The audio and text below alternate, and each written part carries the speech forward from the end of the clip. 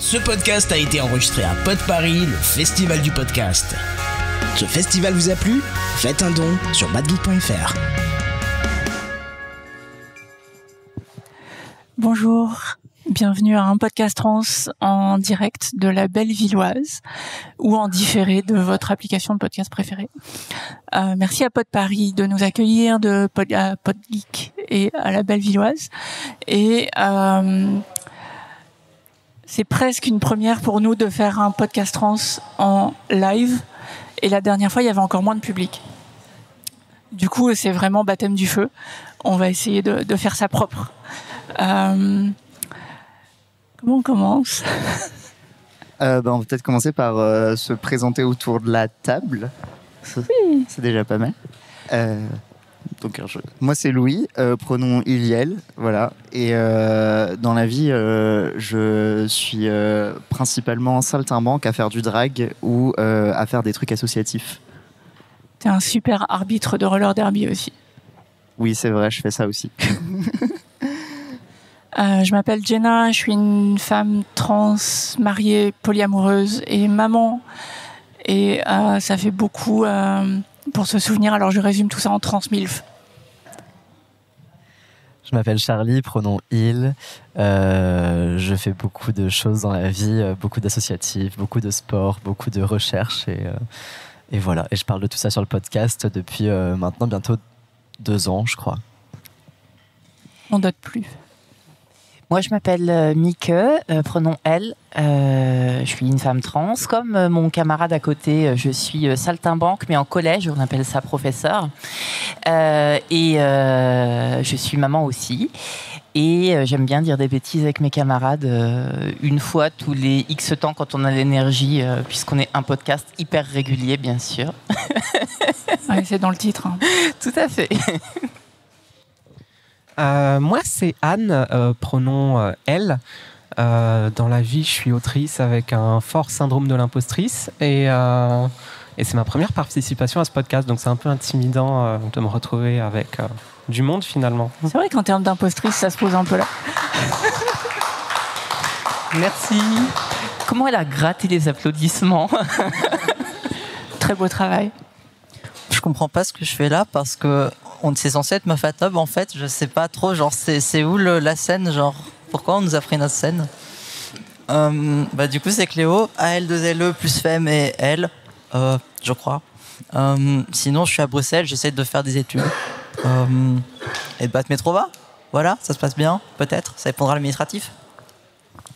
Et tu fais du recyclage de blagues aussi apparemment. Ouais, et de vélo, et de hardware, et d'idées. C'est aussi super cool, c'est la première fois qu'on est en même temps et au même endroit. Parce que d'habitude, on est éparpillés dans toute l'Europe. Et finalement, vous avez des têtes sympas, en fait. Enfin, ça rend mieux que sur Zoom. Hein. C'est cool. Oui, attends, laisse passer un peu de temps. Il faut que ton cerveau s'habitue. Après, le syndrome de rejet va revenir. C'est trop bizarre que vous soyez en 3D, en fait. Ça se trouve, tu te sens obligé de dire qu'on est bel et beau à cause des chirurgies de visage. T'as fait de la chirurgie de visage ? Moi, non. Je ne vois pas du tout de quoi tu veux parler. Bon, et sans transition. Ouais, c'est notre mot-clé quand même. Ah oui. Juste par curiosité, on va commencer par... Est-ce qu'il y a des gens qui ne connaissent absolument pas le podcast ici ? Ah oui, quand même. Ok. Oh, c'est ouf. Ah, wow. C'est bien. Voilà. C'est bien. Oui. C'est trop bien. Qu'est-ce que vous faites là ? Voilà. Et alors, parmi vous, combien ne sont pas encore trans ? Ah, un petit nombre quand même. Ah, quand même. Ça va venir, ne t'inquiétez pas. Merci les alliés. Et à votre avis, de quoi parle le podcast ? Enfin, on va faire en sorte de t'entendre, en fait. De transition écologique, en fait, un truc comme ça. De transition écologique. On va essayer...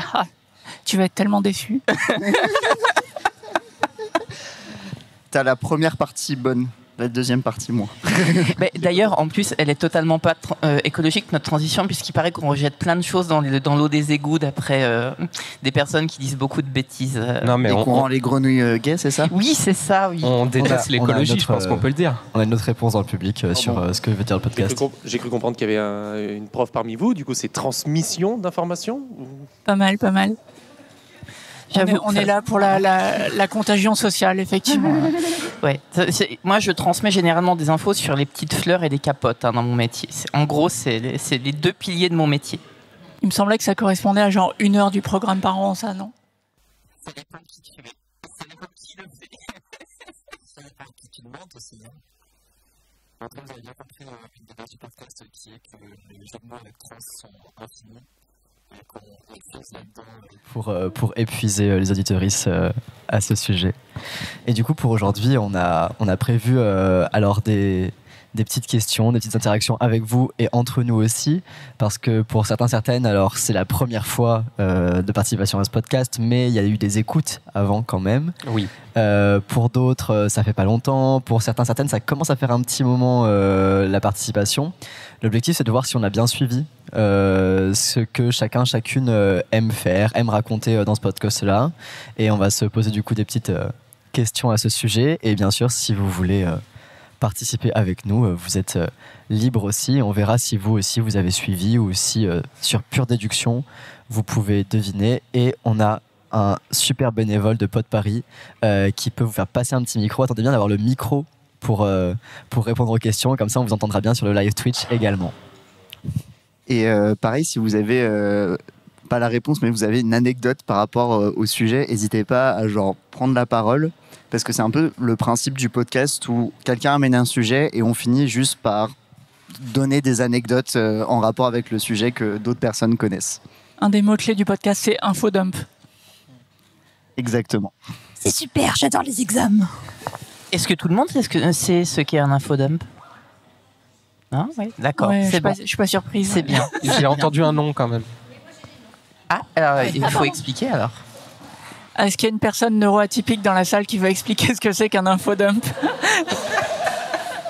Alors un infodump, c'est quand on est très très passionné par un sujet, par exemple Donjons et Dragons. Je sais pas si tu as déjà joué à Donjons et Dragons, et tu peux passer une demi-heure à déballer tout ce que tu connais sur ce sujet, jusqu'à ce que la personne crie grâce ou ait disparu avant que tu t'en rendes compte. Ou alors que la personne t'écoute encore plus et tu passes 2 heures à le faire et c'est magnifique. Voilà. Et on finit marié, quoi. Voilà. Ouais. On rappelle que l'infodump, c'est aussi un love language entre les personnes neuroatypiques. Et du coup, c'est quoi Donjons et Dragons? Oh non. Après, en général, c'est surtout les autres personnes qui ont un intérêt démesurément petit pour un intérêt qu'on a juste, qui est normal en fait. Enfin, voilà quoi, c'est normal d'adorer des trucs hyper spécifiques. C'est juste les autres qui les aiment pas plus que ça. On a une info pour toi là. Skilly Chou. Sachez qu'il y a un épisode d'un podcast trans qui s'appelle Donjons et Daronne, si jamais ça vous intéresse. Voilà, je pose ça là. On commence les questions, du coup. Vas-y. Ok. Alors, il y en a une, c'est quelle chanteuse pop des années 2000-2010 a vu sa carrière démarrer grâce au single Réflexion du film Mulan? Alors, il faut savoir que dans un podcast trans, Louis, qui est ici, passe son temps à nous débunk des chansons, notamment de dessins animés, en nous disant « cette chanson est trans, et voilà pourquoi ». Et si vous écoutez la version anglaise de Réflexion dans Mulan, c'est clairement trans. Mais du coup, la question, c'est qui a chanté le single de Réflexion? Personne ne l'a? Tu l'as? Moi, j'ai déjà lu la réponse. Ah, t'as déjà lu la réponse. Et du coup, la réponse, c'est Christina Aguilera, qui... voilà. Non, ce qui me fait rire, c'est les réactions du public et j'adore. Voilà. Voilà, donc c'est pas du tout elle qui chante dans le film. Elle a juste fait une version single que personne n'a écoutée du coup, mais grâce à ça, elle a signé son premier deal avec une record company et elle a démarré sa carrière avec ça. Elle a aussi refait un single pour la sortie du film live action que je ne vous conseille pas de regarder parce que ça n'a vraiment rien à voir avec le dessin animé. Mais voilà, il y a un joli clip où elle regarde une piscine de manière intense en rechantant Réflexion. Est-ce que vous avez maintenant une meilleure idée de ce que c'est qu'un infodump?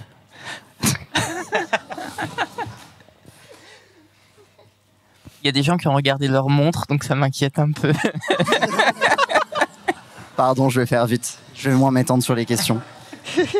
Mais quand même, j'aimerais quand même dire que ce truc de trouver des transitions partout, j'ai vu 2 fois le château ambulant au cinéma cet été. Et je me suis dit, j'ai vraiment envie de faire un essai dessus, écrire un truc, parce qu'il y a tout qui parle de transition sur plein de sujets dans ce film, c'est une dinguerie. Déjà, le fait d'avoir vu 2 fois le film en été, je pense qu'il faut qu'on en parle. Et... Non, mais il fallait que je le montre à ma copine qui l'avait jamais vu. Et l'autre fois, c'était avec mon meilleur ami qui le voyait au cinéma et c'est son film préféré. J'avais pas le choix. C'était obligé du coup. C'est éthiquement, enfin, c'est ce qu'il fallait faire. Tu pourras faire un sujet dessus dans le prochain épisode. Je suis même surprise que ce soit pas déjà fait en fait. C'est vrai. Ouais. C'est vrai. On a eu un sujet sur Porco Rosso. Donc on microdose le Miyazaki dans le podcast et comme ça de temps en temps ça fait une petite surprise. Vous êtes content parce que tout le monde aime Miyazaki et voilà, tout le monde est ravi de cette situation. Parfait. Sans transition, on fait la blague tout le temps. Voilà. Si, du coup. Je marque un point, voilà. Sur quel classique de littérature britannique est basé le film La planète au trésor de Disney et quel est le nom de son auteur? Parce que c'est... Oui. Ah, il y a une main qui se lève. C'est L'île au trésor. Ouais. Mais je n'ai pas le nom de l'auteur. On va passer le micro, oui. Faut répondre dans le micro. Ouais. L'auteur, c'est Robert Louis Stevenson et je lui donne le point. Comme ça, elle a Robert Louis Stevenson. Bravo, merci. Bravo, merci. C'est exactement ça. Ils sont pas allés chercher très loin pour le titre. Et j'ai fait une analyse de la version encore anglaise de la chanson du film Un homme libre qui, dans sa version originale, c'est clairement une chanson de mec trans. Voilà. Ah, il y a un info dump. Yes. Non, c'est que vu qu'on parle de La planète au trésor, je suis trop contente qu'on parle de ça parce que on est d'accord qu'il est sous-estimé, ce film. C'est le meilleur Disney qui a jamais été fait. Oui. Merci. Voilà. Alors, j'avais besoin de le dire quelque part. C'est bienvenu, c'est le bon endroit pour le faire. Je vous incite à aller écouter l'épisode d'un podcast trans où j'en parle parce que je vais pas répéter des trucs que j'ai déjà dit dessus. Mais faut savoir, enfin, je vais juste redire le truc que c'est au moment de sa sortie le film Disney qui a levé le plus bidé au moment de sa sortie. C'est inadmissible. Voilà, exactement. C'est honteux. J'aime bien quand nos avis sont empreints d'objectivité absolue comme ça. On est d'accord, c'est juste le meilleur film qui jamais. Oui. Pour... À demi-mesure, c'est. Non, il faut amener la passion dans la discussion, quoi. Est-ce qu'il n'a pas bidé parce que c'était David Hallyday qui faisait les chansons en France? Oh non, t'as spoilé la prochaine question. Ah, pardon. On alternerait et qu'on ferait pas que du Disney à la suite. Que du Disney à la suite. Mais après, moi, je suis pas d'accord sur le fait que c'est le meilleur, mais. Mais vas-y, envoie, c'est lequel le meilleur? Bah, Réponse valide aussi. Jusqu'aux réponses valides. Ça dépend à quel âge on me demande, mais pendant longtemps, ça a été La Petite Sirène. Et je pense que ça veut dire beaucoup de choses parce que. Est-ce que vous avez déjà entendu parler de Jenna, du fait que La Petite Sirène c'était un conte trans? C'est intéressant la question que ce soit ton film préféré alors que c'est évidemment un film transfemme. Tout le monde est d'accord là-dessus, il n'y a pas d'argument. Enfin, voilà. Tout le monde est d'accord, mais il y a des gens dans le public qui ne comprennent pas de quoi on parle. Alors, La Petite Sirène, particulièrement La Petite Sirène de Disney, plus encore que la version de Grimm, c'est l'histoire d'une meuf trans et de son coming out à son père qui se passe mal et de son envie de sacrifier une partie de son corps pour pouvoir être considérée comme une femme comme les autres. C'est explicite dans le film, en fait. Voilà, on a fait un épisode plus long là-dessus. Il faudra aller voir. Je me suis entraînée à chanter Part of This World pour essayer de le mettre dans l'épisode et j'ai pas osé. Mais, oui.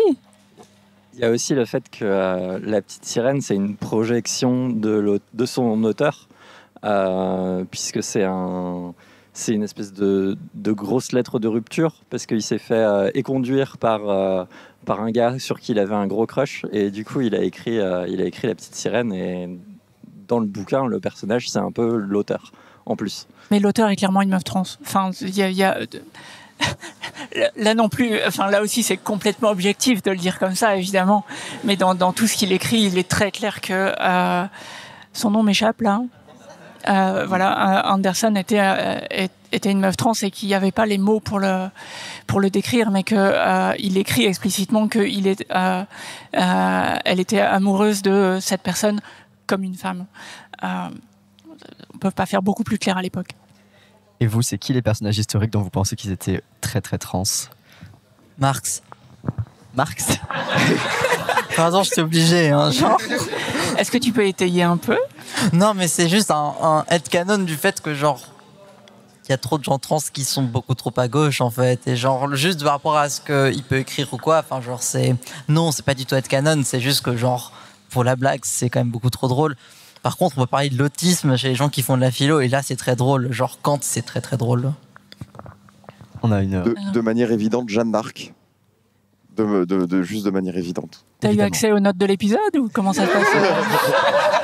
Non, mais j'ai binge-watché tout L'Empire n'a jamais pris fin de Paco Thielman et je suis très très déçu qu'il n'ait pas assez insisté sur ce fait-là de une figure historique qui est manifestement queer, manifestement trans et qui a été récupérée pendant des années par l'extrême droite, alors en gommant totalement ce fait-là, quoi. C'est assez jouissif de rappeler ça à des gens qui veulent pas en entendre parler. Mais Jeanne d'Arc, elle n'a pas été condamnée pour trahison. Elle a été condamnée pour travestissement. Et parce qu'elle voulait porter des vêtements d'homme, quoi. Donc, bah, ça a marché la répression, hein, pour les gens qui se travestissent. Le silence est évocateur. Oh, la déprime déjà, quoi. Je lance un autre sujet, du coup. Oui. Allez, oui, c'est s'il parti. te plaît, oui. Alors du coup, je vais rester sur du ceci film. dit, pardon, il y a une question, parce qu'on a employé le terme headcanon. Est-ce que ça parle à tout le monde? Est-ce qu'il y a des gens qui ont besoin d'une explication? Ouais. Est-ce que quelqu'un a une explication sur headcanon ou j'y vais? Ouais. Headcanon, alors le terme canon vient du droit ecclésiastique qui explique ce qui est correct d'après la Bible ou pas. Headcanon correspond à ce qui est vrai dans ta tête. Et notamment sur un sujet comme Jeanne d'Arc, ça devient vrai dans ma tête que c'était un mec trans. Et donc, c'est mon headcanon. Et voilà, c'est ma croyance personnelle.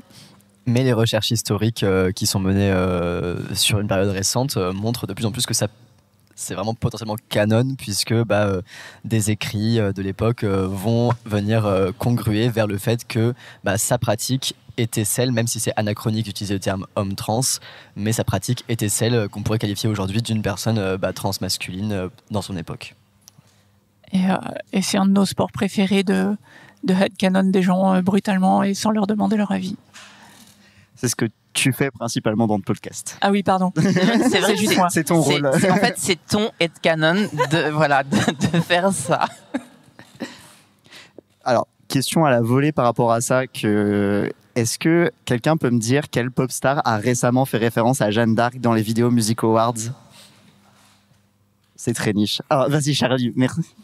C'est Chappell Roan. Oui. Voilà, si vous n'avez pas vu, allez chercher la performance des vidéos Music Awards de Chappell Roan, notre icône queer qu'on mérite depuis très longtemps. Voilà. Ah ouais, j'ai tellement transpiré en regardant la vidéo. Mais c'est trop sexy. Oh là là. Cette femme en armure est très très sexy. Voilà. Ouais. Toutes les femmes en armure sont très sexy. Pardon, je l'ai dit à voix haute. Non, mais attends, c'est un fait, c'est un fait avéré. Je suis désolé, c'est pas... encore une fois complètement objectif. Oui, complètement. Et vu le nombre de personnes dans la salle qui ont juste fait pour les gens du podcast seulement audio, je hoche la tête très fort et le public aussi. Zéro dissension, quoi. Tout le monde est d'accord avec ça. Tout le monde est d'accord. Brienne de Tarse. Enfin, pardon. Oui. Mais de manière générale, Gwendoline Christie, parce que donc Gwendoline Christie en Brienne de Tarth, oui. Gwendoline Christie dans Star Wars, oui. Gwendoline Christie sur un runway avec un make-up Margiela, oui. Dans Wednesday Addams, J'ai pas vu Wednesday. je suis en train de la regarder. Là, je l'ai démarré avec une amoureuse qui est dans la salle. Et pardon. Donc voilà. Désolé, c'est dimanche matin, mais les lesbiennes sont up dès 7h du matin. Il faut que je précise aussi Gwendoline Christie en Lucifer. Si vous n'avez pas la vision de Gwendoline Christie en Lucifer, vous pouvez juste taper Gwendoline Christie Lucifer. Et c'est dans quel... vous serez contente pour les 4 prochaines années, je pense. Dans The Sandman, exactement. D'accord, merci. Et avec des petites bouclettes blondes, tout est... J'irai checker. Un autre aspect du podcast, c'est qu'on parle régulièrement de nos celebrity crush et ce genre de choses. Voilà. Et donc, par rapport à un celebrity crush, quel personnage de X-Men est canoniquement trans? On a une réponse dans la Il y a salle. du faillotage quand même dans la salle. C'est pas Jubilee? Pardon? Jubilee? Non. Une autre réponse par là-bas. Enfin, le truc de répondre non catégoriquement est compliqué parce qu'il peut y avoir des sources multiples et que si ça se trouve... Semblerait... Alors, c'était trans, on a dit. Hein. Oui. Dans le titre. Oui, en fait, non, pardon. C'est le matin, je viens de me réveiller. Non, pas du tout. En fait, c'est... zut. Celle qui change de forme. Mystique. Mystique et voilà, est une personne trans. Mais c'est pas elle qu'on recherche. C'est pas elle qu'on cherche, même si du coup, c'est clairement une personne un peu gender fluide. Mais du coup, oui, il y a une réponse derrière et devant. Personne très... Malicia. Alors non plus, mais alors tu te rapproches de la personne. Non, mais vas-y, enfin, si t'as des arguments... Je peux pas laisser dire ça. Mais si t'as des arguments, vas-y. Oui, argumente, parce que du coup, genre... Malicia, c'est une personne qui est autant dans les films que dans la série de 90 avec X-Men Evolution, une personne qui est en quête d'identité permanente. Ouais. Et on rapporte ça au fait que potentiellement certains... Magneto serait son père ou en fonction des comics, etc. Mais il y a aussi un énorme aspect des personnes avec qui elle sort et on remarque en fait dans ces relations, il n'y a jamais cette dimension qui était très propre aux années 90 et 2000 de genre et de ce qu'on doit être en fonction de son genre. C'est pour ça que comme c'est quelque chose d'assez rare avant les années 2010, je dirais, ça m'a fait penser que Malicia, elle est quand même vachement dans cette vibe. Est-ce que du coup on la qualifierait queer, mais est-ce qu'on irait jusqu'à trans avec ta définition? En fait, elle a jamais montré un aspect d'être à l'aise autant avec son pouvoir qu'avec son corps, le fait qu'elle touche pas les autres, etc. C'est aussi des dimensions intéressantes à explorer. Donc après, peut-être que c'est mon côté littéraire qui déconne, hein, mais... Non mais on est full dans le headcanon pour le coup, ouais. Genre tout ce que tu dis ça converge vers le fait que bah oui potentiellement c'est des pistes que ce personnage est trans et du coup ça a été construit aussi à partir de ta perception de la chose et quand tu nous le présentes comme ça on est en mode franchement oui c'est honnête. Mais ouais, mais là on cherche un personnage canon genre où oui, dans c'est l'œuvre vraiment dans X-Men genre il y a une preuve que ce personnage est trans. Est-ce que quand Malicia elle touche un mec elle a de la moustache qui pousse par exemple, tu vois? Est-ce que pour les personnes qui n'ont pas écouté l'épisode, vous avez la réponse? Moi je sais. Toi tu sais. Est-ce que tu veux donner la réponse? Enfin, c'est Diablo ou c'est pas lui qu'on cherche? C'est marrant, non, on parle de Wolverine? Oui. Ouais. C'est pour ça que je disais, c'est pour ça qu'on parlait que je disais célébrité. Charlie est très content qu'on parle de Wolverine. Alors, est-ce que quelqu'un a une explication de pourquoi Wolverine serait un mec trans? Ah, devant, oui. Ouais. Devant, il y a une explication parfait. Pas du tout une explication. C'est parce qu'il est petit et canadien.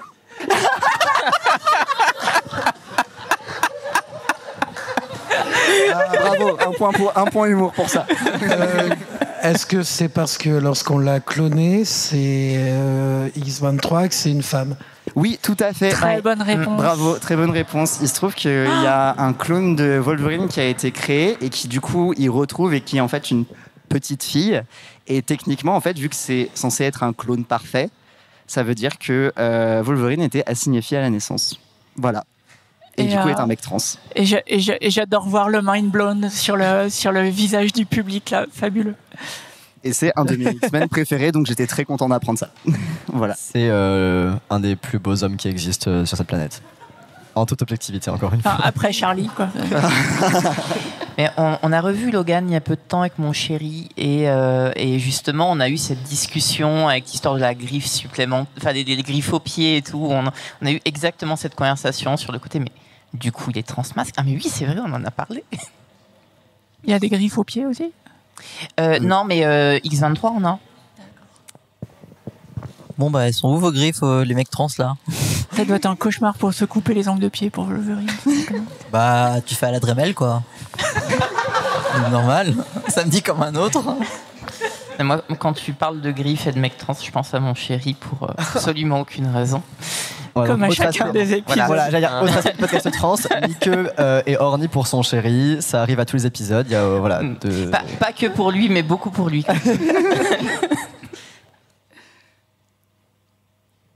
Lou, oui. Pardon, genre, en fait, je fais pas les questions dans l'ordre, donc du coup, j'essaie de me repérer dans mes notes. Je suis désolé.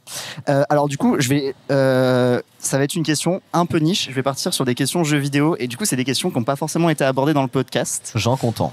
Alors, du coup, ma première, c'est en quelle année est sorti le plus vieux jeu queer dont on ait connaissance à ce jour? Et du coup, pour vous aider, j'ai 3 options. 1989, 1999 ou 2009.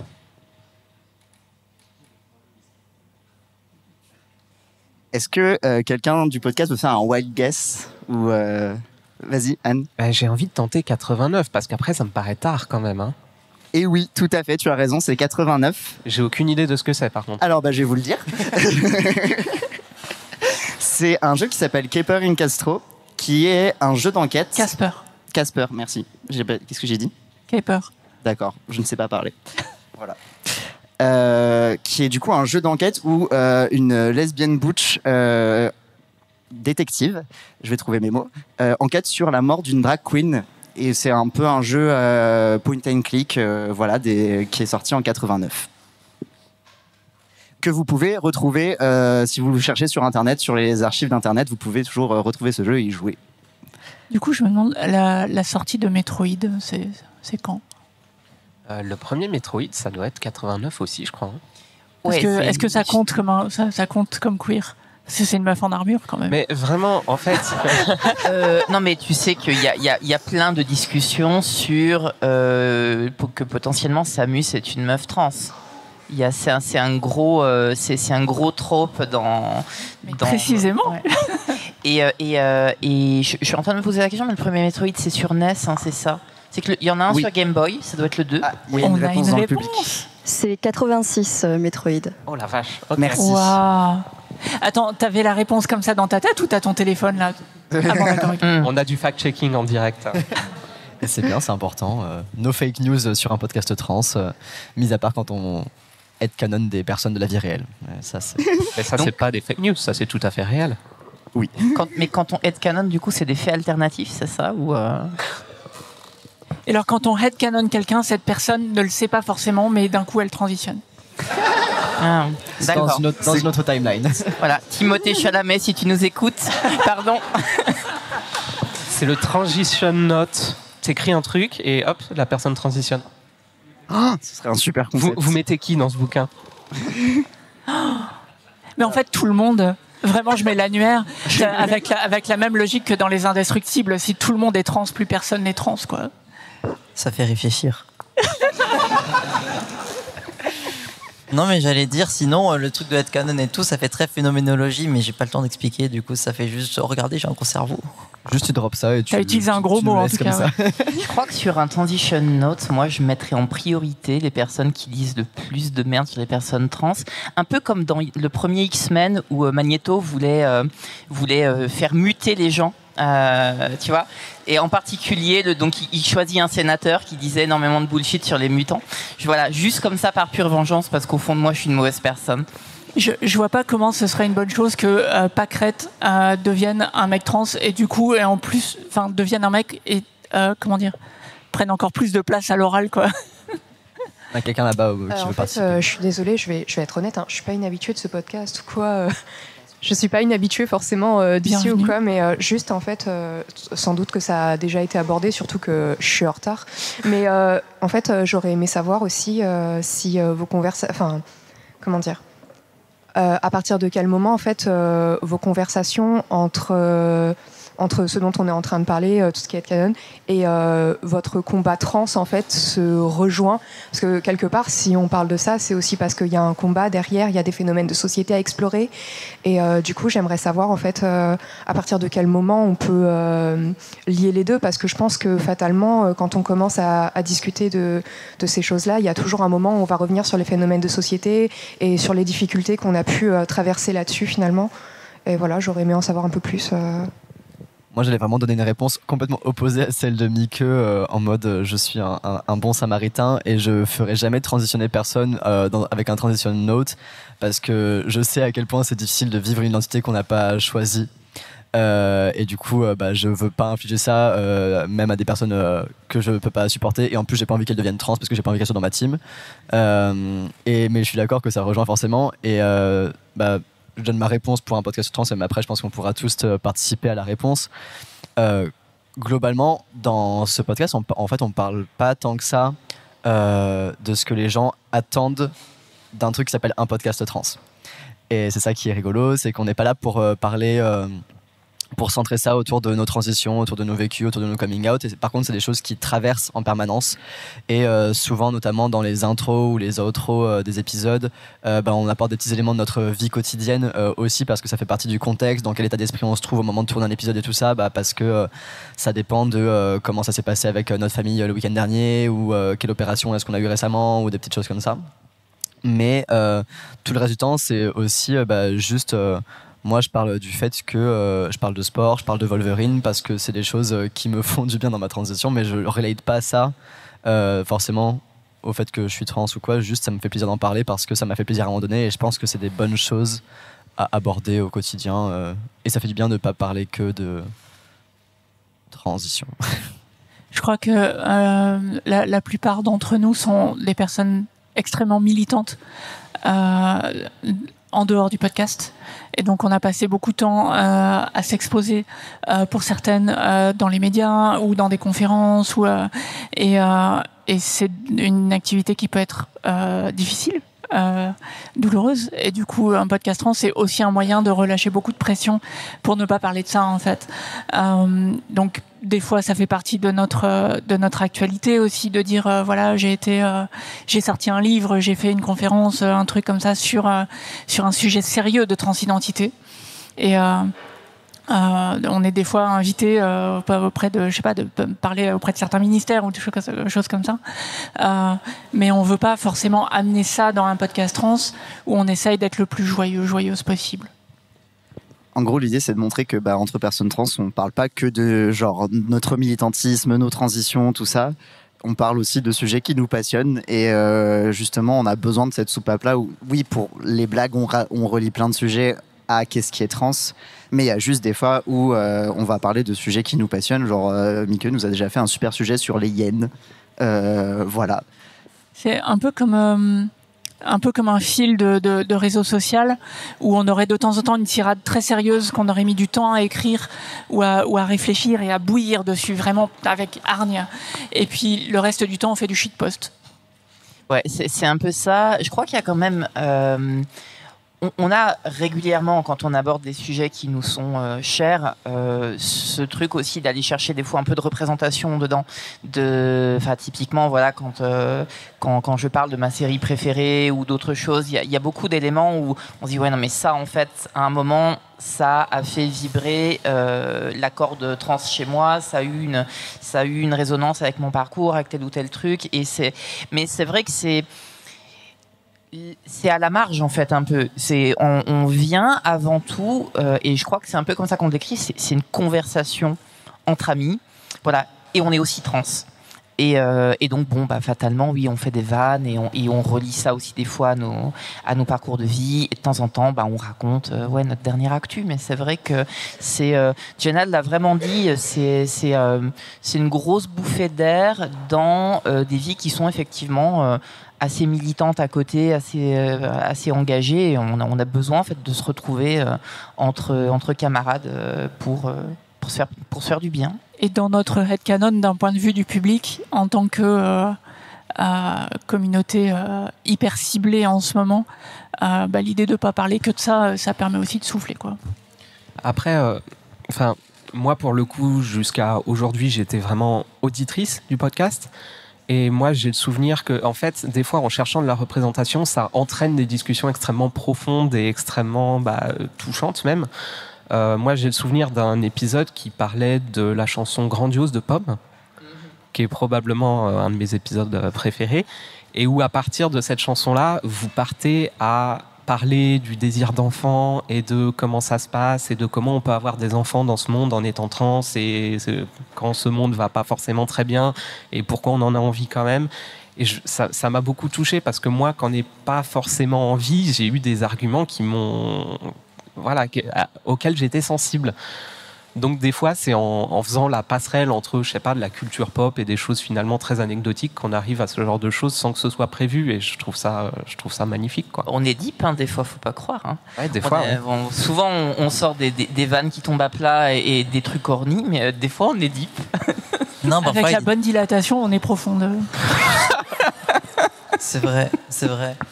Non, mais des fois, il y a des dingueries qui se disent. Mais en vrai, du coup, ce que tu disais sur le fait de se faire du bien, pour moi, c'est aussi un acte de care. Et du coup, on parlait avant de pourquoi c'est des sujets particulièrement qui nous intéressent et pourquoi on veut échanger dessus et pourquoi, du coup, on échange sur ce qui nous fait le plus de bien.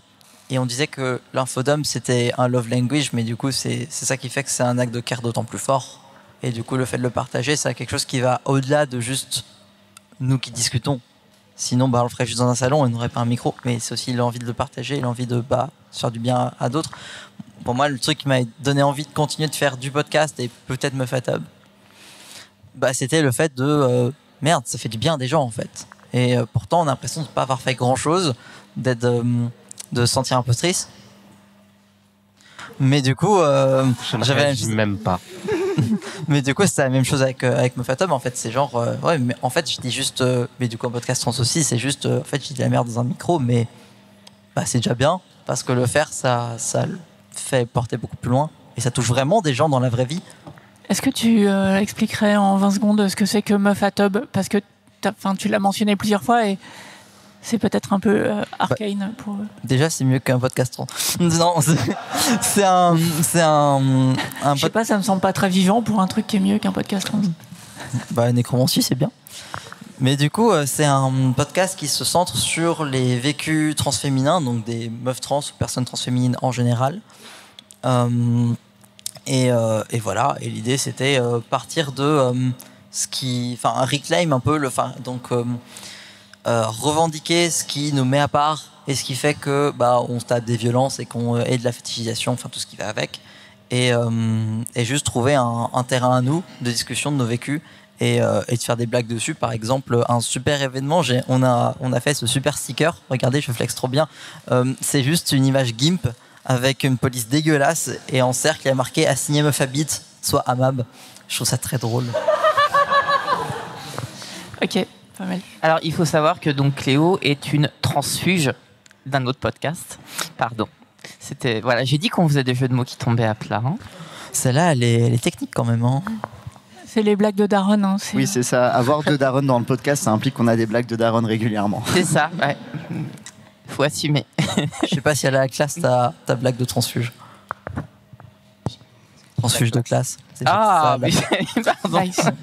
Moi, j'ai bien aimé. Bravo. Félicitations. Merci. Moi, j'avais pas compris. Voilà. Mais il va falloir faire des enfants. Là, tu commences à avoir le bon humour pour ça. J'aimerais bien. Eh go. On te soutient. Allez, on te regarde. Ça va pas suffire. J'essaye très fort, mais... Il faut essayer plus fort. Ah. Bon, la suite. Je sais pas, moi je vous arrête pas tant que vous êtes dans vos bêtises. Du coup, je vais refaire un sujet jeu vidéo qui va être un peu niche encore. Qu'est-ce qu'ont en commun le groupe de musique les Backstreet Boys et Dontnod Entertainment? À tous les coups, c'est genre les mêmes personnes qui ont fondé le studio ou Non. J'adore regarder les gens chercher. Bah, c'est triche, quoi. Je sais pas, il y avait du management toxique chez les Backstreet Boys aussi. Ah, on a une piste. Alors, rien de précis, mais est-ce que c'est aussi des mecs de 50 ans qui fantasment en écrivant des personnages d'adolescentes lesbiennes? Nice. J'aime bien que genre ça crache sur Dontnod comme ça. C'est devenu tiré sur les Backstreet Boys groupe ici. On fait une thérapie là visiblement. Alors non, mais du coup je peux peut-être essayer de vous donner, je peux peut-être donner la réponse à moins que quelqu'un veuille la retenter. T'as pas un indice peut-être? Un indice c'est. Non, attends, quelqu'un qui veut tenter. J'allais proposer les chemises à carreaux. Ça aurait pu, mais c'est encore Wolverine. Pour moi, c'est une bonne réponse. L'indice, c'est que c'est un titre de quelque chose qu'ils ont sorti. Et en gros, bon, Tell Me Why, voilà. Donc Tell Me Why des Backstreet Boys. Et Dontnod a sorti un jeu qui s'appelle Tell Me Why, dont les deux protagonistes sont des jumeaux, et dont un des jumeaux est un mec trans. Voilà. Et qui est une des représentations trans qu'on a les plus poussées qu'on ait eu dans le jeu vidéo mainstream, on va dire, qui a ses défauts. Faut que je le dise publiquement à chaque fois parce que sinon, genre, j'ai toutes les personnes du jeu vidéo trans qui me tombent dessus en mode non, mais vraiment.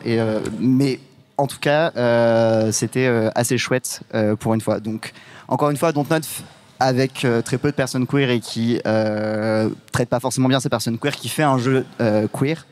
On aimerait bien qu'ils appliquent la représentation qu'ils font dans leur studio également. Et maintenant, Louis va chanter Tell Me Why. Moi, j'étais vraiment en train de chuter dans ma tête depuis tout à l'heure, donc je peux vraiment le faire. Vas-y, écoute, genre la scène de Brooklyn Nine-Nine, tu sais. J'ai que la scène de Brooklyn Nine en tête, et je faisais vraiment la chorégraphie de Jake derrière le miroir. Mais on a comme la ça, place pour la chorégraphie, c'est parti là. Tell me why, and nothing gonna happen. Tell me why. And nothing but a mistake. No, number 5.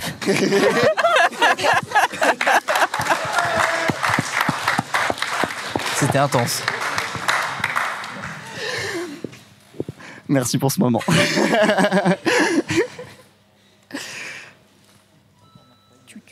Il y a un bruit de Game Boy. Il y a vraiment une notif Game Boy très très forte. C'est ça. C'était parfait. C'est très bien parce qu'on peut continuer dans le jeu vidéo et ça, on en a déjà parlé dans un podcast trans, donc normalement vous devriez trouver. C'est quelle compositrice de musique trans a à la fois travaillé sur le jeu Minecraft, Guild Wars 2 et Céleste? T'en as pas des plus durs? Oui, non, il faut bien que j'en mette des faciles aussi dedans. Ouais, là, on a du monde dans le public, ouais. Au 3e rang. Lena Raine. Oui, tout à fait. Voilà. C'est qui Lena Raine? Lena Raine, c'est une compositrice de musique indépendante qui a composé dans Minecraft, dans Guild Wars. Non, mais oui, voilà. Donc, alors, elle a spécifiquement fait une musique spécifique dans Minecraft pour une extension particulière. Guild Wars 2, elle a full bossé dessus. Et Céleste, elle a participé au développement avec Maddie Thompson, je crois. Merci. Qui est du coup aussi une personne transfemme. Voilà, si jamais vous êtes une personne qui adorait Céleste, posez-vous des questions sur votre genre, je pense. J'aime bien parce qu'il y a des gens qui acquiescent dans la salle. Voilà. Des gens qui ont dit au début de l'épisode, je suis pas encore trans. Voilà. Elle a fait aussi la musique de Chicory, non? Oui. On avait bien dit de toute façon qu'on faisait la contagion sociale aujourd'hui, non? C'est ça, hein, toujours, tous les jours, chaque minute. Et qu'on était venu pour marcher sur des œufs. Et casser des œufs aussi. C'est ma blague, hein, accessoirement. De rien. J'ai volé la blague de Cléo, je suis désolé. Merci Cléo. C'est de la collectivisation, t'inquiète. Ah, j'allais dire c'est encore un homme qui a volé un truc à une femme et ça craint, mais...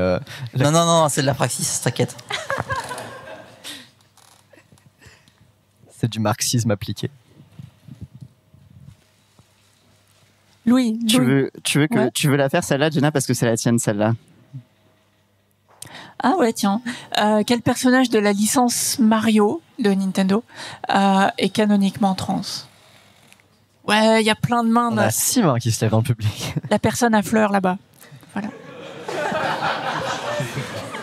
Ça va et toi? Il s'agit de Birdo. Oui. Est-ce que tu la désignerais autrement que par son dead name, s'il te plaît? Ah ben écoute, pour le coup, je sais pas. Donc. Est-ce que quelqu'un l'a? Ah, les gens sont en train de taper frénétiquement sur leur petit clavier portable. C'est pas Birdie? Pas loin, pas loin. Ça, c'est la chanteuse. Ouais. Non, c'est Birdetta. Ce qui est pas terrible non plus, hein, mais voilà. Quelqu'un veut raconter qui c'est? Il me semble c'est une Yoshi rose ou violette. Rose. Qui crache des œufs avec la bouche. Ouais.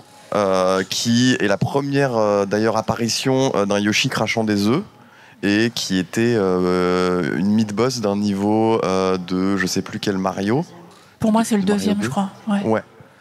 Et je crois que sa transidentité vient d'une erreur de la transphobie des créateurs du jeu originel qui disaient que elle se travestissait parce qu'elle se travestissait et que c'était un peu bizarre quand même. C'est peut-être on peut dire qu'à l'époque ils n'avaient pas les mots corrects pour le faire, mais en tout cas c'était clairement un personnage transféminin qui était en plus aigri de pas pouvoir pondre des œufs et qui du coup détruisait les œufs des autres. Donc il y a un peu une vibe c'est Silence des agneaux dedans quoi. Et le sien du coup d'œuf, tant qu'à faire. Voilà. Mais c'est assez chouette, toute proportion gardée, de voir ce personnage donc être un très très ancien personnage, exister encore dans les licences actuelles et être traité un peu mieux maintenant. C'est-à-dire plus que au féminin, par exemple. Est-ce que, après les questions jeux vidéo, je peux retourner sur des questions Disney? Vous m'autorisez? Vous voulez des questions Disney? On a deux... Voilà. On a deux catégories donc. Je suis désolé. Non mais il faut savoir, il n'y a que Louis et Jenna qui ont participé à la préparation de ce podcast. Louis nous a relancé 4 fois en mode mettez des questions dans le tableur et on l'a jamais fait donc c'est de notre faute. Non mais c'est super cool d'avoir un producteur, quelqu'un dont c'est le métier et qui est bénévole chez nous quoi. Voilà, à la base je suis producteur dans le jeu vidéo, bonsoir. Sinon je peux improviser une question qui est pas hyper dure mais bon voilà. Mais vas-y. Oui. C'est qui double Porco Rosso dans Porco Rosso? Ça faillote beaucoup quand même hein. J'adore cet enthousiasme. Jean Reno. Oui. Alors du coup maintenant il faut que j'essaye de faire une imitation mais... Mais Charlie vient de la faire déjà. Tout à fait. Et moi je peux poser des questions aussi. Hein. Tu veux poser une... Vas-y. Moi j'ai une question sport pour vous. La catégorie. Je fais du triathlon depuis que je suis très très petit.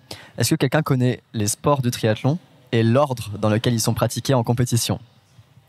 En vrai, je peux essayer. Alors attends, on a un test dans le public. Vas-y. Natation, oui. Course à pied, cyclisme, puis course à pied. C'est exactement ça. C'est l'Ironman, je crois, 10 km de natation. Alors, l'Ironman, c'est 3,5 km de natation, 180 km de vélo, 42 km de course à pied. Le marathon en dernier. Moi, tu te doutes bien qu'en commençant à 6 ans, c'est pas les distances que je faisais. Et donc, c'est un sport, tu l'as démarré à 6 ans et tu viens de le terminer samedi dernier, d'ailleurs.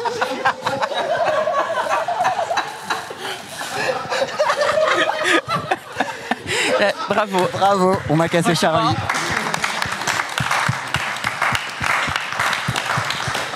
Alors j'espère, vu tout l'entraînement que j'ai fait, que j'ai fait un peu plus qu'un Ironman dans ma vie du coup. Mais oui, c'est un sport qui se pratique du coup dès très petit. On a du baby triathlon qui existe maintenant en France avec des petits qui peuvent commencer à partir de 3 ans pour apprendre à flotter dans l'eau et apprendre à attacher leur casque, et apprendre la sécurité à vélo et apprendre la motricité après avec tous leurs petits membres dans des milieux aquatiques, terrestres et avec un vélo. Donc c'est adorable, je recommande 20 sur 20. Et après ça va effectivement jusqu'à des distances qui sont les plus connues et les plus extrêmes avec le fameux Ironman. Et puis après il y a des DK Ironman. Si jamais vous trouvez que 3,8 km de natation c'est pas assez, vous pouvez en faire 38 et puis enchaîner avec 1800 km de vélo et puis avec 420 km de course à pied parce que finalement pourquoi pas. Récemment il y a un gars qui a couru le premier Ironman en Antarctique parce que pareil il s'est dit 3,8 km de natation avec des orques dans une eau à 2 degrés, ça me paraît cohérent. Après, je vais aller faire du vélo avec les gros pneus neige, là, je sais pas si vous voyez les fat bikes, ça avec un vent glacial qui a failli le tuer, basiquement. Et puis pour finir, j'avais pas assez d'engelure, donc je vais faire 42 km de course à pied d'une banquise à une autre avec des ours polaires et des manchots qui me regardent passer. Voilà, il a fini ça pour son petit défi personnel. Il y avait aucun intérêt dans cette situation, mais il était content, donc voilà. Mais du coup, avec autant d'orques, c'était pas l'Antarctique, c'était le Mordor. Moi, j'aime bien ma blague. Hein. Mais du coup, je confirme, ça va vachement bien le triathlon. Genre, le vélo, c'est super. Moi, j'aime beaucoup. Un mec trans qui fait un Ironman, c'est un transfert.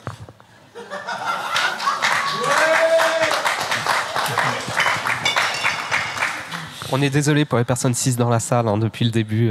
Voilà, c'est pas très compréhensible tout ce qu'on dit, mais voilà, c'est bientôt D'une fini. façon ou d'une autre, il ne devrait pas rester de personnes cis dans la salle à la fin. On a une intervention au dernier rang. Je tiens à dire que personnellement, je le vis très bien et je resterai jusqu'à la fin. Voilà. Mais peut-être que ça en dit long sur toi. Société. Je vais me permettre, tiens, moi aussi, de poser une désolée, petite question. Non. J'aime beaucoup mes seins, ça restera comme ça. Mais nous aussi, on aime beaucoup tes seins. Moi, je suis certaine d'être très à l'aise avec mon genre. Il y a des hommes trans qui aiment beaucoup leurs seins aussi. C'est vrai.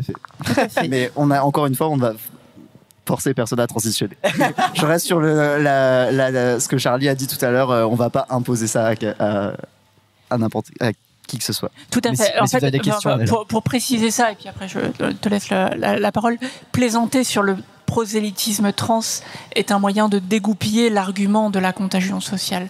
Ce n'est pas du prosélytisme au premier degré, et c'est important pour nous de continuer à garder une majorité de personnes cis pour continuer à être une minorité gênante. Oui, c'est vachement. Puis vous êtes assez efficace comme caution, je tiens à le dire. Je me permets juste un petit fact-checking en direct sur l'Ironman en Antarctique. L'homme n'a pas pu croiser d'ours blanc, c'est uniquement au pôle Nord. Le fact-checking en direct. Merci pour ce fact-checking. Tu t'es fait actually the ouf. C'est le dernier podcast trans en public.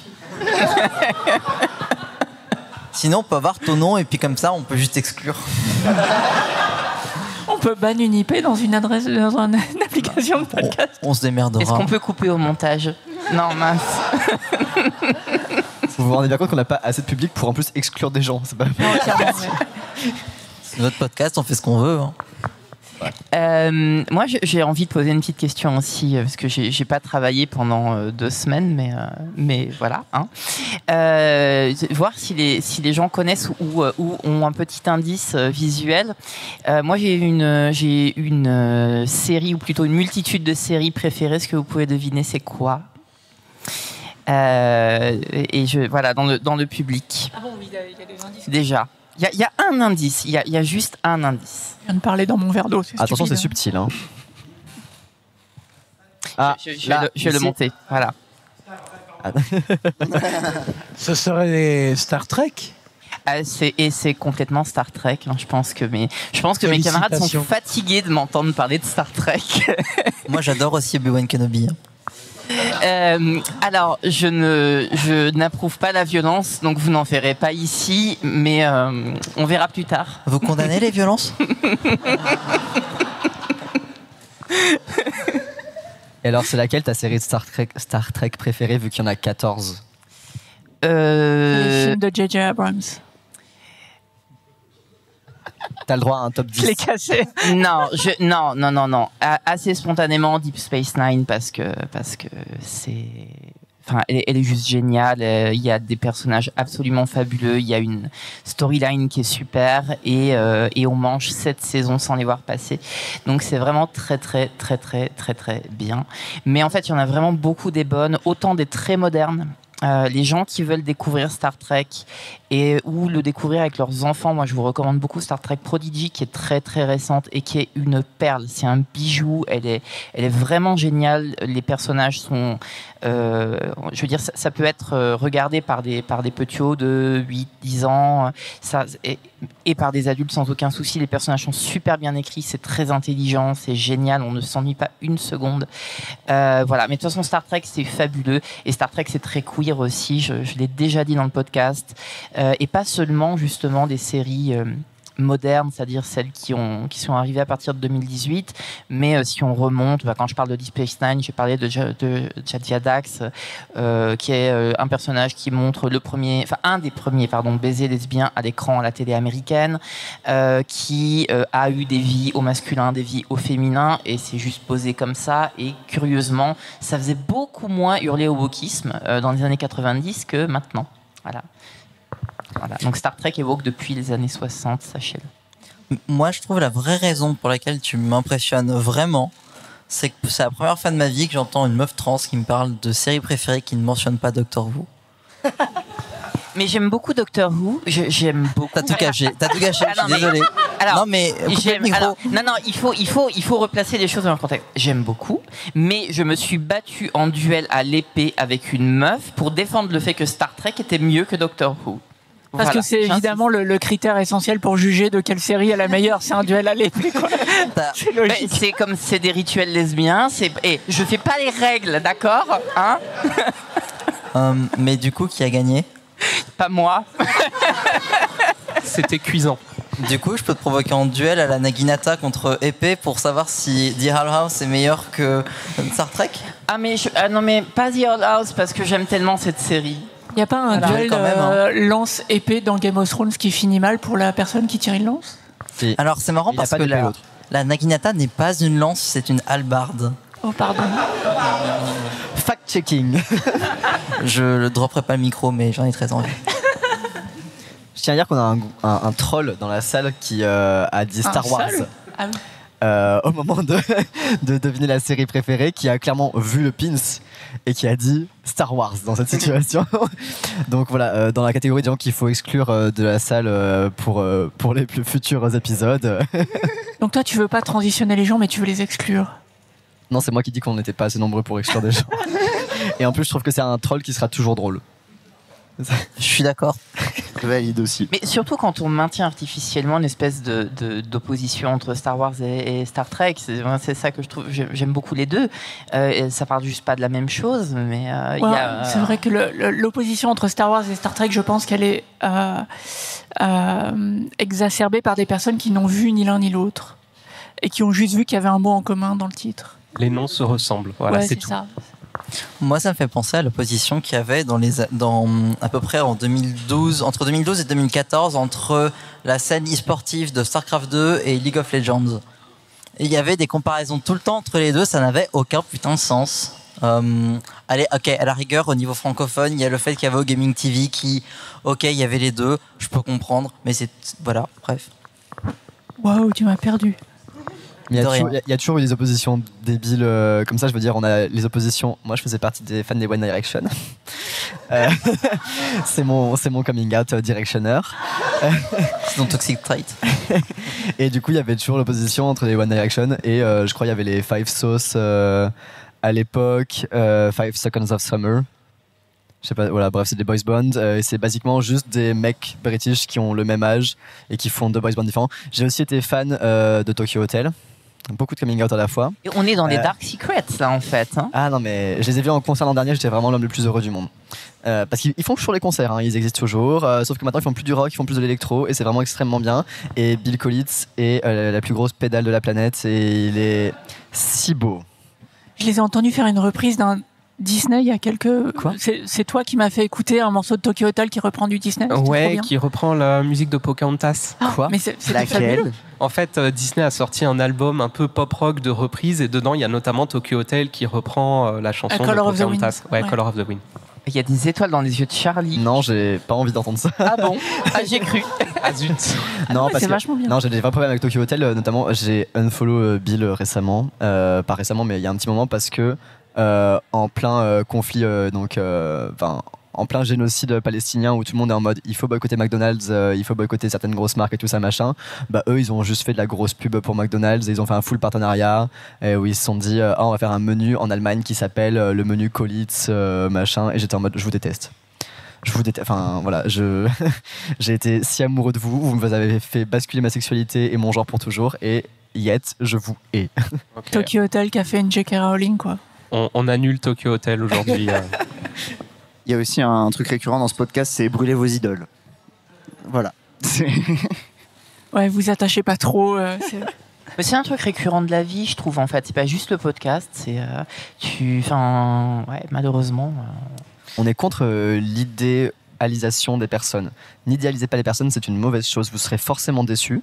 Et la phrase « ne rencontrez jamais vos héros » est non seulement vraie parce que ça gâche tout, et en plus, juste ériger une personne en héros, c'est rarement une bonne chose et ça crée des espèces de relations parasociales toutes pétées et vous finirez forcément avec le cœur brisé et l'impression que vous ne pouvez plus jamais aimer personne.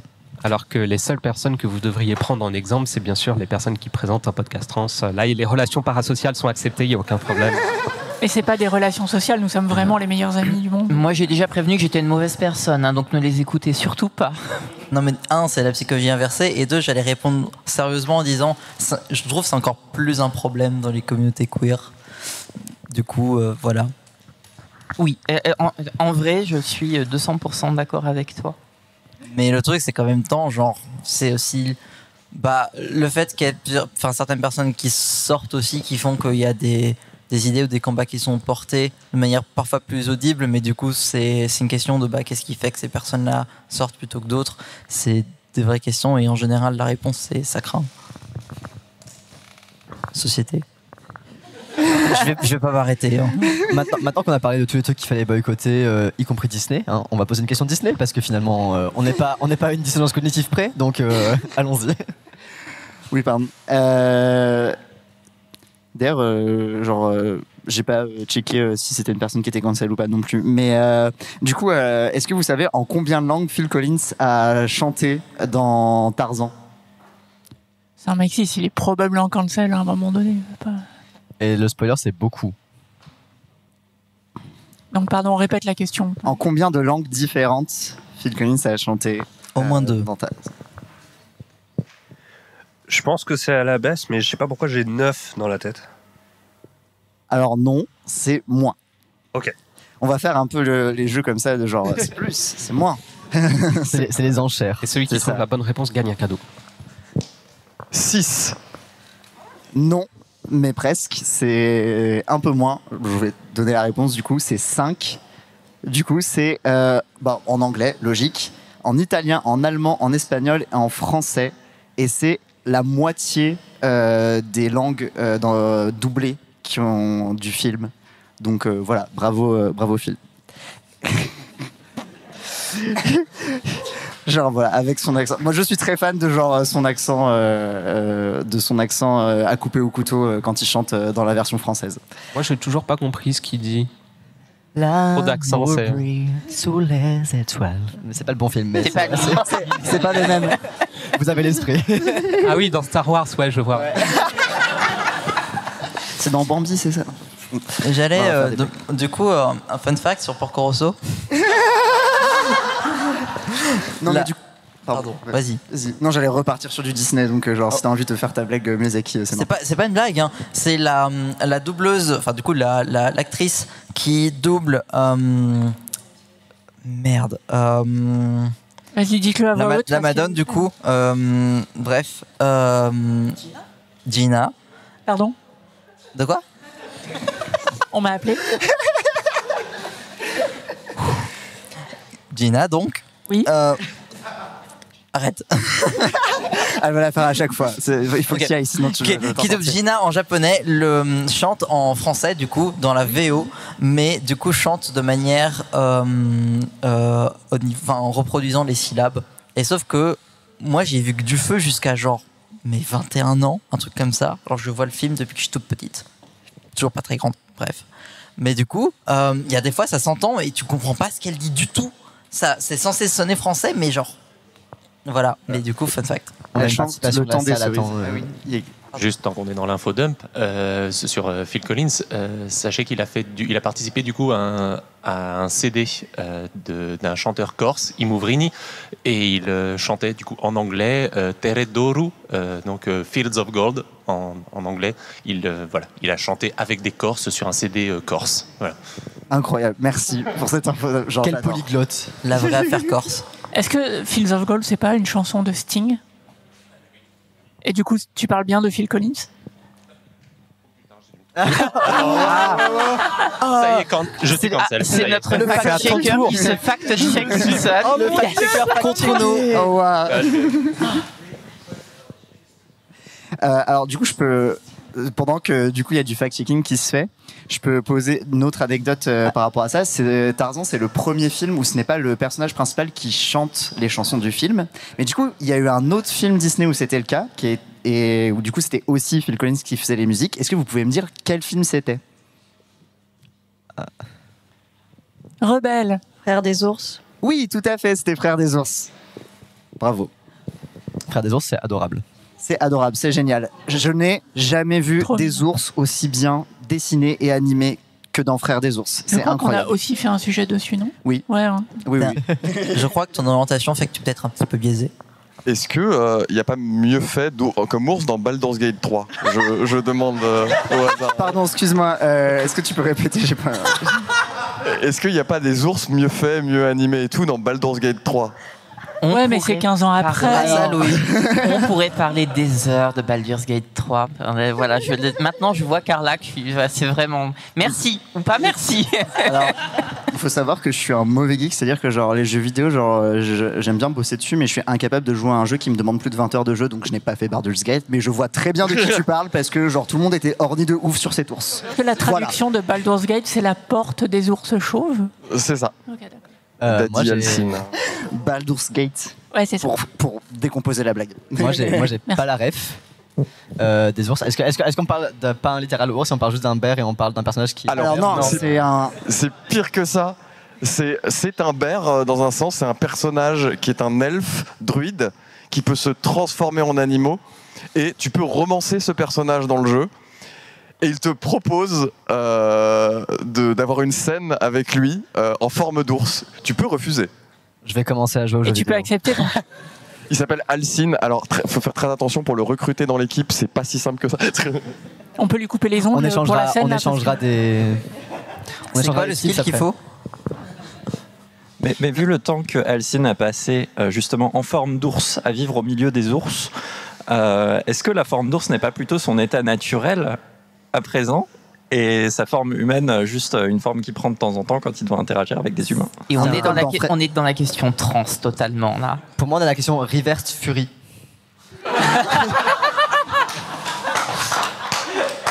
Donc quand Alcine boy mode, c'est littéralement en fait, c'est ouais. Okay. Du coup, il faut définir Fury et boy mode. Allez-y. Alors, les personnes Fury, c'est une catégorie.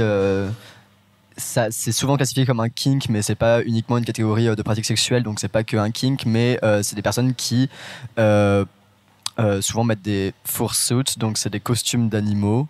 Les plus courants, c'est des animaux prédateurs, il me semble en plus, avec des loups, des chiens. Alors, en tout cas, des mammifères. Les plus répandus, c'est les canidés. Oui, non, vas-y, je connais beaucoup trop de trucs là-dessus. Donc, généralement, c'est des animaux anthropomorphes et qui se baladent dans des fursuits. Plus souvent, c'est des canidés et les félidés. Mais il y a plein de différents. Il y a des gens qui font des fursuits chauves-souris aussi, lapins. Il y a vraiment tous les animaux et même des animaux imaginaires. Il y a des gens qui font des dragons. Bref, voilà. C'est pas imaginaire les dragons. Pardon, Charlie. Ok, c'est pour Charlie. Voilà. J'allais rajouter un fun fact. Dans Baldur's Gate 3, Nocturne est doublé par Abigail Thorne. Oui, tout à fait. Qui est la meuf qui fait, qui est derrière la chaîne YouTube Philosophy Tube, qui est excellente. Allez la regarder. C'est même bien doublé bien sous-titré en français. Voilà. Et un podcast qui s'appelle Kill James Bond. Et dont le but est de d'écrire tous les films James Bond, puis tous les films jamais réalisés, quand elle a fini les James Bond, sous un angle gauchiste et féministe. Et c'est fabuleux. Et elle a joué dans une série Star Wars, elle a joué dans House of the Dragon aussi. Oui, elle commence à bien crever l'écran. Elle a fait un film aussi avec Morgana Ignis assez récemment, qui est assez chouette. L'ex de Dracula. Oui. Du coup, on était dans le thème du début du podcast, vu que dans House of Dragons, on la voit en armure. Et elle est si belle. Oui. Seule raison de regarder cette série. Je vous apporte une information temporelle, il va nous rester 11 minutes avec vous. Il va nous rester 11 minutes. Ok. Ce que je propose, c'est qu'on passe à l'écran suivant. Ah, ok. Si ça vous va, ce qui nous permettrait de vous parler du collectif NRE. Parce qu'un podcast trans, c'est le nom du podcast, mais le joyeux collectif qui est là, c'est le collectif des nouvelles radios euphoriques. Et on n'a pas qu'un seul podcast, on a plein de podcasts. Parce qu'il y a des gens ici qui sont un peu surproductifs et surproductives. Ouais, ou en tout cas, on aime bien créer des visuels de podcast et puis après, on galère un peu pour faire des épisodes. Et posséder des noms de domaine. Ouais, coupable. Il y a des gens qui collectionnent les timbres, il y a des gens qui collectionnent les mugs. Jenna, elle collectionne les noms de domaine. Ouais, mais transmilf.fr était libre, j'allais pas le laisser quand même. Tu sais que comme ça sonne comme une vanne en plus. Hein, c'est pas une blague. Ce n'est vraiment pas une blague. Donc voilà, les différents podcasts. Donc un podcast trans, c'est celui que vous êtes en train d'écouter en ce moment. Et on s'est dit qu'on pouvait passer, on va dire 30 secondes sur chacun des podcasts, juste pour vous décrire ce qu'on fait dans notre temps libre. Et donc là, dans l'ordre, c'est super là d'avoir le retour là. Nos Voix Trans, c'est un de mes bébés. Et c'est un podcast un peu plus sérieux dans lequel je fais des interviews de personnes trans militantes ou qui ont milité et pour voir ce qui les anime et comment elles survivent le fait d'être militantes dans notre société, comment est-ce qu'elles prennent soin d'elles. Donc il y a un axe sur, à la fois sur les causes qu'elles ont envie de défendre et sur le self-care. Polycule, du coup, c'est un podcast que j'ai créé il y a 1 an à peu près, et ça parle de polyamour. Du coup, chaque épisode, j'invite une personne pour parler de son rapport à ça, de la manière dont il ou elle gère des relations multiples potentielles. Et ça fait beaucoup trop longtemps que j'ai pas sorti de nouvel épisode, mais voilà, c'est toujours en boîte et il faut que je me motive un petit peu à je crois qu'il relancer ça. Il y a un concept un peu drôle en plus où quand tu interviews une personne, après tu lui demandes d'inviter une autre personne de son polycule pour venir prendre la suite, c'est ça? Ouais, une espèce de fil rouge. Le souci, c'est que ça, je vais probablement abandonner l'idée parce qu'au bout d'un moment, on en fait le tour, quoi. Il faut qu'on ait des polycules plus grands, je vois que ça. Polycule toi-même. Challenge accepted. Entre Nos Voix Trans et... Pardon. Entre Nos Voix Trans et Polycule, on a un paquet d'épisodes enregistrés, pas encore publiés, pas montés. C'est la plaie. Moi, je peux vous parler de Omelette, qui vient de la fameuse vanne « On ne peut pas faire d'omelette sans casser 2 ». Voilà. Pour les gens qui n'ont pas la référence, on parle des personnes trans pas encore out comme des œufs. Et quand quelqu'un fait son coming in, donc réalise qu'il est trans, on dit qu'il y a le casse son œuf. Voilà, basiquement. Donc Omelette, c'est un podcast où, avec une copine, on discute avec des personnes cis, donc a priori ne sont pas trans, et on discute de leur genre avec elles parce que c'est intéressant aussi que les personnes trans ne soient pas les seules à parler de genre en permanence. Le genre, ça concerne tout le monde, a priori tout le monde a un genre et ou plusieurs. Et du coup, on interroge les rapports des personnes avec la féminité, la masculinité, avec les codes de genre de la société, tout ça. Il y a, je crois, 3 ou 4 épisodes qui existent et ils sont écoutables sur la radio anarchiste qui s'appelle Radionimètre. Sur Internet, vous tapez Radionimètre et vous allez trouver les petits épisodes. J'ai un truc à dire. Gros big up aux personnes en questionnement. Les espaces trans en non mixité sont aussi pour vous et vous serez nos adelphes autant de temps que vous le voudrez. Oui. Je me permets peut-être un mot d'ailleurs, puisqu'on parle de NRE et que tu évoques ça. Rattaché au collectif NRE, on a un groupe d'écoute et de parole en visio avec Anne principalement. On co-anime toutes les deux.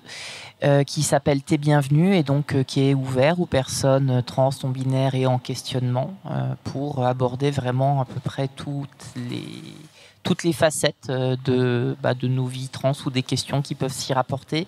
Et on essaye d'avoir un rythme mensuel. Et évidemment, j'ai pas été foutu de faire la publi donc on va faire décaler la date, comme d'habitude.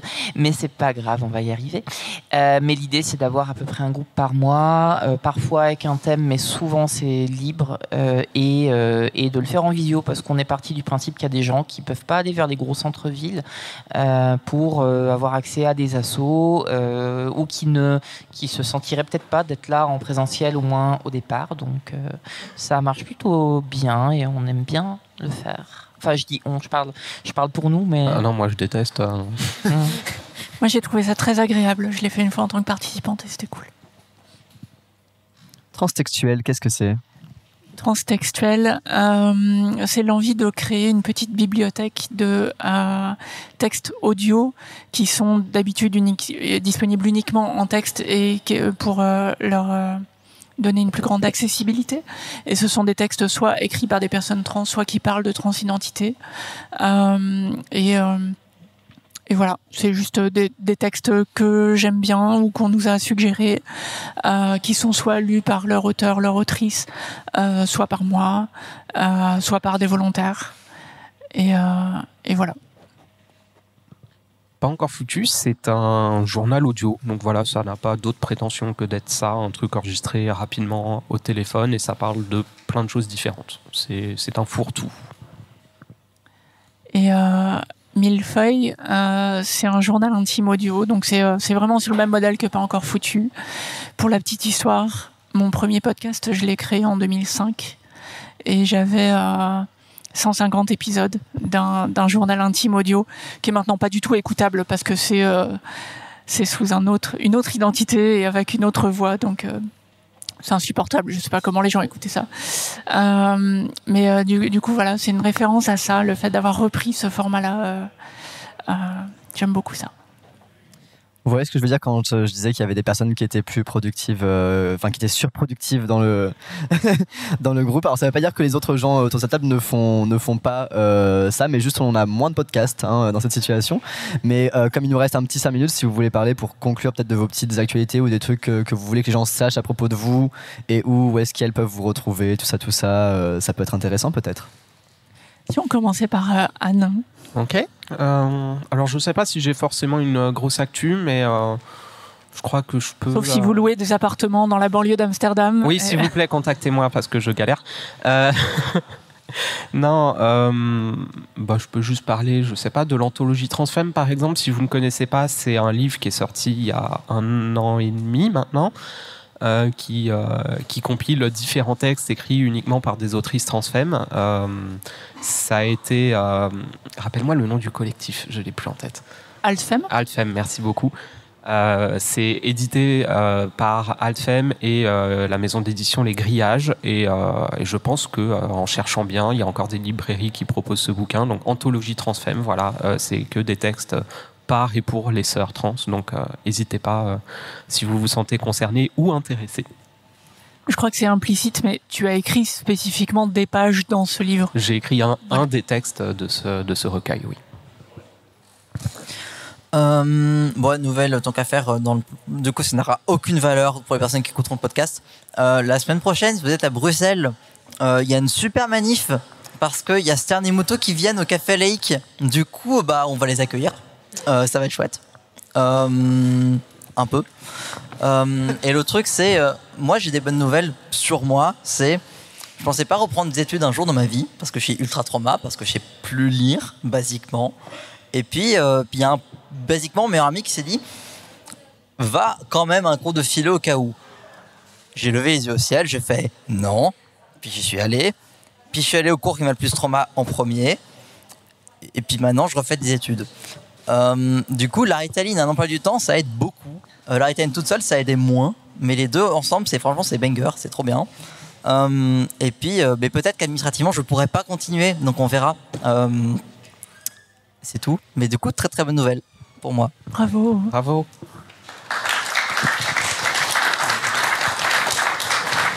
Merci la drogue. Moi, j'ai pas vraiment de grosses actus qui viennent. J'ai été pas mal occupée ces dernières années à parler transidentité et éducation, donc notamment accueil des élèves trans, etc. Il m'est même arrivé d'écrire un bouquin là-dessus, mais bon, voilà, je vais pas vous le recommander parce qu'il est nul. Ah bon, comment il s'appelle ce livre ? Je n'ose même plus lire le titre. Non, ça s'appelle Vive sa transidentité à l'école, parcours et point de vue d'une transeignante. Parce que comme j'aime bien les jeux de mots pourris, la transeignante, c'est mon pseudo de quand j'étais sur les réseaux sociaux avant d'être embêté par les fascistes. Je recommande pas. Voilà. Mais c'est vrai que là, cette dernière année, je m'éloigne un peu de ça parce que je l'ai fait pendant quasiment 4 ans. Et puis que c'est fatigant de porter une cause quand on est soi-même concerné au sein d'une institution, en particulier quand l'institution demande de marcher sur une corde assez raide entre on peut faire des choses mais il ne faut pas faire trop de bruit quand même. Donc voilà, maintenant j'essaie de prendre un peu plus soin de moi, c'est pas mal aussi.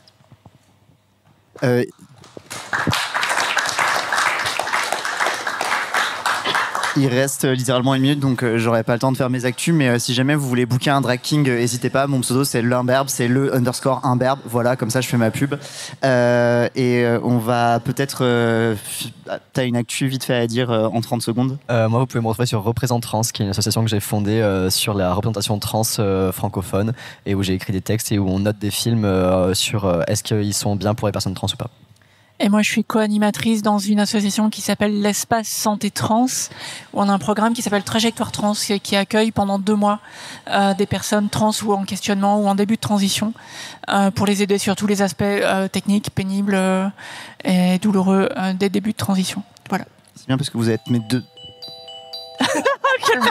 Quelle brutalité. Oh là là, ça coupe fort. On peut remercier la salle maintenant, comme ça c'est pas grave. Merci. Ouais, Merci pour l'accueil. Merci beaucoup. Merci à la Bellevilloise. Merci beaucoup. Merci à la Bellevilloise. Je rappelle qu'elles ont une boîte aux dons.